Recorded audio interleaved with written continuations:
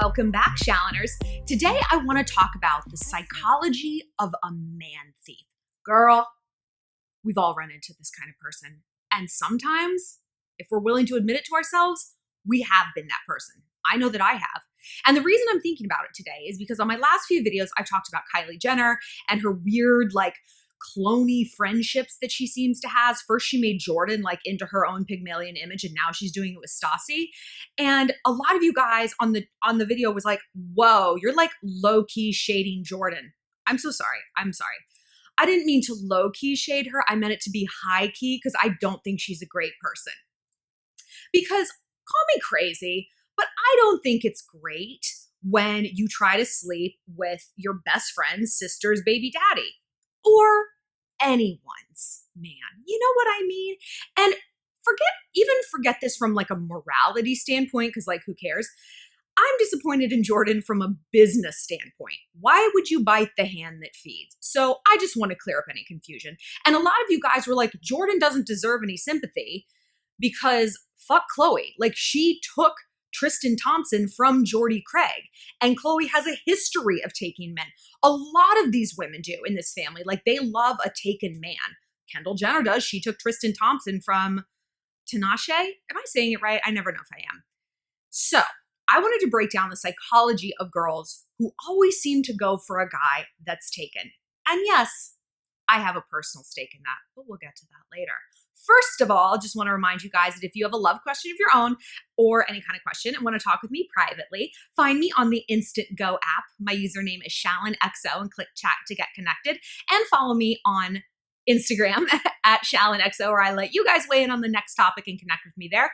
And be sure to listen to my new podcast, Girl on Top, out every Wednesday. So KHLOE. I've talked a lot about KHLOE in the past and her victim mentality and how she was the ugly duckling, and it created this victim mentality, which when you have a victim mentality, you feel like the world owes you something. So you feel entitled to take whatever you want because who among us has suffered the way I have? You're just nailing yourself to a cross all day long. And KHLOE chooses guys, consciously or unconscious. I'm sure it's unconscious, obviously. She chooses these dirtbag type of guys because she wants to self-fulfill that victim mentality. She needs that as part of her identity. She actually doesn't know what to do with happiness. Not for the long term. It's someplace she's not comfortable with and it's not familiar. So for her, she wants to get back to what she knows, which is a victim mentality. And I've talked actually in the past about Miranda Lambert. I don't know if you guys are country fans or know much about her, but she was married to Blake Shelton for a long time. Not a long time. I don't know, a few years. It's a long time in Hollywood marriages, right? Not a long time in middle American marriages. You could have done better, man. I love Miranda. Her songs, it's she's my little demon child spirit animal. But personally, girl, she loves a taken man. She loves a guy who has a wife or a girlfriend, or a pregnant wife or girlfriend. She just got married to this New York City cop who has the weirdest hairline. He's like a hedgehog. He's hot, but his girlfriend, his ex-fiance, or he had an ex-fiance, but also a girlfriend, and the girlfriend was pregnant, and she went into labor 2 days after he started having a thing with Miranda, and then she married him. And it's a weird pathology when you only seem to go with people who are off the market. Now, there's a few explanations for this. A lot of people choose guys who are taken because they subconsciously want a dead end, kind of like KHLOE, either they need to get back to that victim standpoint and get all of that attention for the wrong reasons because they either can't differentiate or don't care the difference between positive and negative attention. They don't care what people are saying as long as they're talking about them and as long as they're giving them attention. Even if it's an intervention, they're okay. They just love it. They need it because there's a hole inside them that can only be filled with attention. I mean, it can't only be filled with attention. It can be filled with positive and healthy and constructive self-esteem building, but that seems like a lot of work. How about, what if we filled it with I don't know, lip injections and ass implants and really crappy NBA husbands? Maybe we could try that? Great. Or people choose sort of dead-end things because they're not afraid of failure. They're afraid of success. And I definitely have been down this road. I've watched my friends go down this road with people that they've dated, where it's like they choose people who are dead ends or who have some sort of like expiration date in some way. Like, it's going to come to a head eventually, and he's probably not going to leave his wife or girlfriend, or he's probably not going to give up his job and move 5 states away to be with you, because they either don't want to sustain the relationship or they don't know how, And so it's like, I don't want to, I'm a dog chasing a car. What am I going to do if I actually catch it? Excuse me. And I said earlier in the video that like I've been down this road. God, I can't believe I'm saying this on the internet, but my nickname in high school was the Mistress, because guys with girlfriends loved me. I mean, how could they not? I was kind of the embodiment of like freedom. Like I was fun and spirited and like outgoing and vivacious and sexy, and I wore tops with ruffles. And they got the attention from me. No, they didn't get attention. They got to have what every person, not even guy, they got to have it all. They got to have a stable, like loving girlfriend at home, right? Who is none the wiser, usually. And then they got this zingy, zippy, flirty thing with me, the girl who apparently doesn't have boundaries or self-esteem. You know what I mean? And I used to say, I engage in that victim narrative where it's like, I don't know, guys with girlfriends just always go for me. Bitch, you're going for them right back. I don't see you not taking their number. I don't see you not meeting up with them. I don't see you ignoring their texts, right, Shallon? No. So at some point, I had to look myself in the face and be like, who's the common denominator here? It might seem like guys with girlfriends are the common denominator, but it wasn't. The common denominator was me and my excuse factory for these guys. Well, he can't leave her and blah, blah, blah. Men have toppled monarchies to get a woman they want. They have made a schism within the Catholic Church. You think he can't dump a girlfriend in college who he doesn't live with? And you think, beep, boop, boop, done. It is as easy as that. And I was like, blah, blah, blah, blah, blah, blurbbling out excuses. The guy was usually helping and adding his own ridiculous horseshit excuses too, but I was buying it. I was buying what he was selling. And so we were in this stupid dynamic together. But is that the way KHLOE is? Maybe. Is that the way all the Kardashians are? I don't know. Because this is what I said about Miranda, and I've touched on this with KHLOE before. It's like when you have someone whose self-esteem is so low, like KHLOE's is, when she's got this ugly duckling syndrome, it's not enough to get a man, because everyone can get a man. Everyone has a man. Big deal. She needs more than that, because her emotional deficit, her like hole within, say everyone's is just about like that, right? If you're a normal, healthy person, it's about like that. And you're like, okay, a man can fill that up. Boop. Hers is like this. So you get a man, boop, that doesn't really do much. But if you take a man from a girlfriend, boop, how about from a wife? How about from a pregnant woman? Look at all I've accomplished. Look at how powerful I am. Look at what I can do. No. Let's not use any of that personal power and machination and cleverness to fix what's actually wrong. To sit inside myself for literally probably 45 minutes and think, what can I do that's healthy in a self-contained way that's going to boost my self-esteem?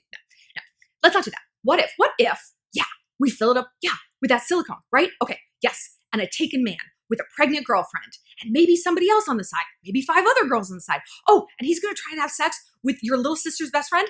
Excellent. Because if you can make that work, you saved yourself, right? You have gone so far beyond what you need to prove to yourself that you have value, that you're desirable. Because any guy who's single can just want you. That's not really a compliment. He's got to incinerate his life to come get you. He's got to do the grandest of gestures, and not in a positive, healthy way. Not in a positive, healthy way. No, he's not writing you sonnets. He's not like buying you a pony. No, he's incinerating his life and the lives of a woman who made the mistake of loving him, a child who has no choice but to love his dad, who's now fucking who knows where, because that's the kind of grand gesture you need. And it's toxic because remember, people like this can't tell the difference between positive and negative attention, right? Attention is attention is attention. I need it. I need it. I need it. And I've been there. And if this is resonating with you, lean into it. Lean into it.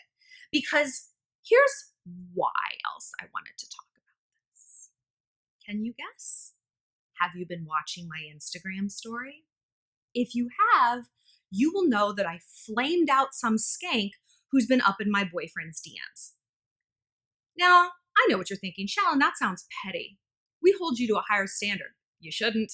There's not some sort of YouTube Geneva Convention that I'm obligated to abide by.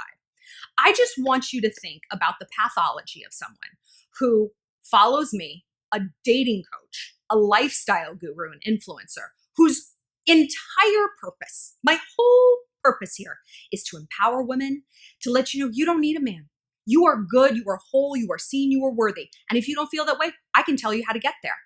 I'm going to break down the mistakes of other people, of celebrities, and learn from them so we can get better and we can make the world better.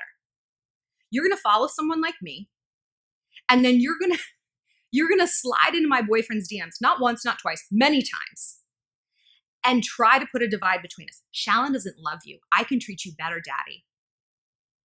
I can treat you to a kick in the throat. That's what I can treat you to.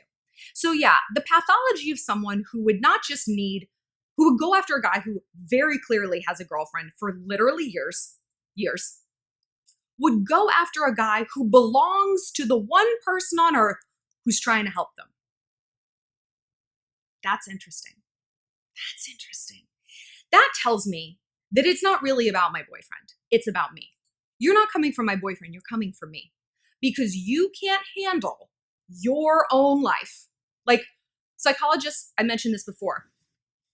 When they feel like their ego is threatened, they don't feel good enough, they do something called leveling. They either puff themselves up to get to the level they want to be at, or they cut other people down. And usually it's a combo. So these kinds of girls, and look, this is not one girl. This is many, 60, 70, 80, a lot. And if you think I won't start posting each and every one of you and roasting you on the internet, I will. No one's stopping me. And the whole Shallon entourage of sane women are behind me on this. But I don't want to have to do that. So yeah, the pathology. Like, you're coming for me because you can't handle either my message and the message of power. It's too frightening for you. And so instead of just being like, okay, I'm going to work towards getting to Shallon's message, I'm going to work towards being that alpha girl that she really wants me to be. Or even be like, this is too much to handle. Like, this isn't my thing. No. You're saying no one should be like this. I am weak and callow. And you know what? Fuck anyone who isn't. Especially Shallon. Especially the girl who's trying to do this. It's psychotic. It's psychotic. And you gotta stop. Because what is the goal here? What is the goal? What's a goal? I have taken dudes from chicks before. I have. And I've been not in a place where I was sliding into my, like an idol's DMs and trying to like fuck with her relationship. I actually haven't done that because it's psychotic. But I've taken guys because I wanted to spite the girl. And you know what? You know where it got me? Not a lot of places. Not a lot of places. Because when we like a guy, and again, that's not what's going on with these lunatics trying to get to my boyfriend, because they don't know my boyfriend. You've seen maybe 3 pictures of him. You don't know him. It's not, you're like, oh, like he's just like a picture. I mean, he's a really hot dude. Like, he's a really hot dude. And it's just so funny. They're like, you could be with me. It's like, do you honestly think in New York City, my boyfriend, who's a fitness model and sponsored by Nike, is with me because he literally can't do better? Gee, there's no other girls in New York City. I guess I'm stuck with Shallon. Really? You don't think anything about a relationship is purposeful? All right.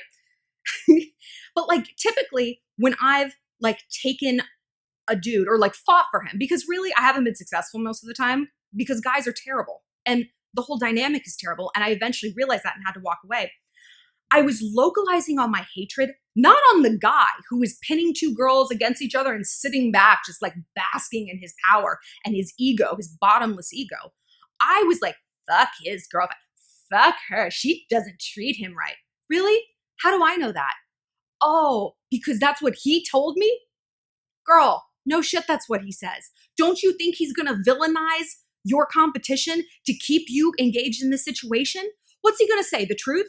yeah, she really loves me and she listens to all my problems and my mom likes her. And, I tell her that we have a future together, but do you want to give me a blowjob? Do you want to do it now or like maybe later?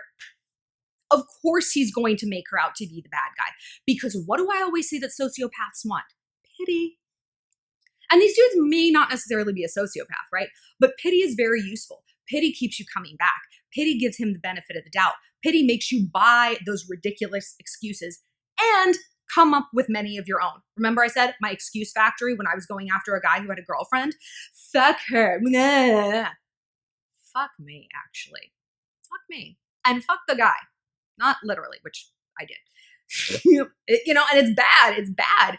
Because, like I said, even if I got them, it didn't really add up to a whole hill of beans, because if I think that I'm not going to lose him how I got him, ooh, no one just cheats once, and no one just lies like that for over a continued portion of time, just once. If that's the way he operates in the world, just this attitude of like, everyone wants me and I get to have everything, why do you think you're going to stop and change that? KHLOE, why did you? Because you need to feel useful. You need to feel powerful, not just useful, powerful. Like you have some sort of agency in the world. Maybe you felt powerless as a child. You know what? We all do, because we're all children. Okay, so get over it. Get over it. Sorry, KHLOE, that you were like 5 inches taller and 20 pounds heavier. Some people have real problems and they don't get to go out into the world spewing a lot of like toxic behavior, not only on the world, but on themselves and on their own lives and dynamics. Because like, sorry, you had a bigger nose than the other girls in your family. Sorry. Move on. Get some therapy, get some help. Or don't, and just keep repeating this pattern and just keep entrenching yourself in that victim narrative. Because when I called out this girl who was in Max's DMs, all I said was, care to explain that message you sent him? I didn't cite anything. I didn't redline every single thing she said. And she came back at me like a psychopath, further entrenching herself. She's like, wow, I can't believe you would call me out. Like, you're crazy. I am? I don't think so. I don't think I'm the crazy one in this scenario. But I mean, thanks for playing. But she couldn't accept what she was doing because that would go against her victim narrative. She couldn't be like, all right, I shot my shot. That was inappropriate. I'm sorry. Ugh. Because then she'd be the bad guy. And victims can't be, they refuse to be the bad guy. You know who we see this in? Taylor Swift. All the time we see this in Taylor Swift. So if this is pinging around for you, if you're like, or if you're watching your friends do this and going like, sit down. I mean, you can't do this for your friends, but you can do it for yourself. And sit down and be like, what would actually make me feel better? Would it be a sense of self-worth? Would it be a sense of, maybe I don't need a guy at all? Would it be being all right, completely on your own, without a man, without a purloined man that you took from someone else, without drama? Because I think that was a big part of it. That's what I liked about the scenario. I liked the drama. If I'm being honest, like if I'm looking back, I was young. I was in like a small town. I was bored out of my mind. I can't get my head around the fact that KHLOE Kardashian might be bored or Kendall might be bored. Maybe they are. I don't know. Seems weird. They seem kind of busy. Whatever. But like I needed the drama to feel like I was doing something, to feel alive, because I wasn't tapped into things that I was passionate about. These incidents happen in periods of stagnation in my life, right? And if I had focused on that psychological itch that I talk about, I could have saved a lot of people, a lot of drama. First and foremost, myself. And it could have saved me the complex of, well, guys only like me if they have a girlfriend. That's all I'm good for, is that fun little distraction, the emotional fidget spinner. I finally broke that. And now I know, because I did the work falling in love with my own life and being completely fine being alone. You have a girlfriend, get out. And if you're trying to interlope in my relationship, I'm mad not because I'm threatened, not because I think you can take my boyfriend. If you can, you're welcome to him. If my boyfriend of years can walk out of my life because of a DM, y'all have fun. Deserve each other. I'm going to be moving on and moving up. So, if you guys have questions about this, let me know. Find me on the Instago app. And tell me how you would handle it if you were me and you saw like literally dozens of girls encroaching on your boyfriend. I mean, what do you guys think about that? Tell me what you think I should do, and I may or may not listen. I'll listen. Just, I won't like it. But I'll listen to the Shallon entourage. I am but your humble servant. Like I said, find me on Instagram. Don't find my boyfriend on Instagram. I'd really appreciate it. I'm ShallonXO on there and on Twitter and Snap as well. And listen to my new podcast, Girl on Top, out every Wednesday.